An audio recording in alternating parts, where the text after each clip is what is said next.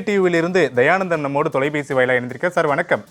நாளைய தினத்திலிருந்தான் உங்களுடைய போராட்டங்கள் தொடங்கும், குறிப்பாக இந்த வேலை நிறுத்தம் தொடங்கும் என்பதெல்லாம் அறிவிக்கப்பட்டது.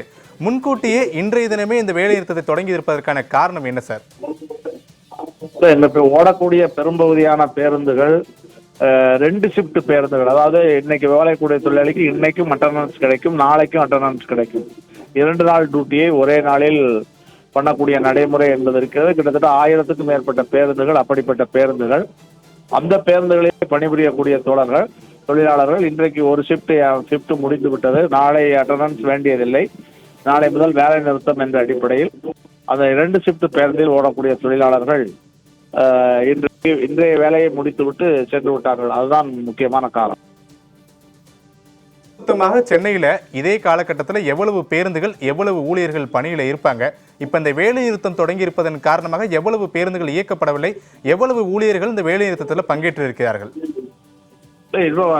நாளைக்கு தான் வேலை நிறுத்தம் என்று சொல்லி இருக்கிறோம். இந்த மாதிரியான பணியில் இருக்கக்கூடிய தொழிலாளர்கள் மட்டும் இன்றைக்கு பணியை முடித்திருக்கின்றார்கள்.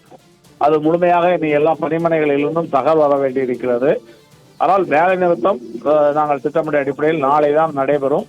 இன்றைக்கு அந்த டபுள் டியூட்டி மட்டும் வந்து போக மாட்டாங்க சார். ஏற்கனவே அரசு தரப்பிலிருந்து பொங்கலுக்கு பிறகு பேச்சுவார்த்தை நடத்தப்படலாம் அப்படின்றது சொல்லி இருந்தார்கள். ஆனால் ஏற்கனவே பல கட்ட பேச்சுவார்த்தைகள் அரசு சுணக்கம் காரணமாக தோல்வி அடைந்திருக்கிறது. தற்போது உங்களுடைய போராட்டம் வேலை நிறுத்தம் தொடங்கி இருக்குது.